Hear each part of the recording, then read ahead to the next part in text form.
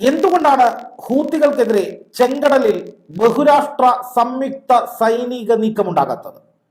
അമേരിക്കയുടെ ഒരു നാവിക കപ്പൽ ചെങ്കടലിലേക്ക് അടുക്കുന്നു എന്ന് മണിക്കൂറുകൾക്ക് മുൻപ് വാർത്തകൾ വന്നിരുന്നുവെങ്കിലും അത് അവിടെ തന്നെ കിടക്കുകയാണ്. പണ്ട് ഗസയെ ആക്രമിക്കാൻ 2 പടക്കപ്പലുകൾ കൊടുത്തുവിട്ടതുപോലെ എന്നാണ് ഇപ്പോൾ പുറത്തു വരുന്ന വിവരം. ഈ കപ്പലുകൾക്ക് നേരെ ആക്രമണം ഉണ്ടായതുമായി ബന്ധപ്പെട്ട് നേരത്തെ തന്നെ നമ്മൾ വാർത്തകൾ പുറത്തുവിട്ടതാണ്. ഇത് ഇന്ന് നടന്ന സംഭവമല്ല, കഴിഞ്ഞ ദിവസം നടന്ന സംഭവമാണ്. പക്ഷെ അതിൽ ഒരു ട്വിസ്റ്റ് ഇന്നുണ്ടായിട്ടുണ്ട്.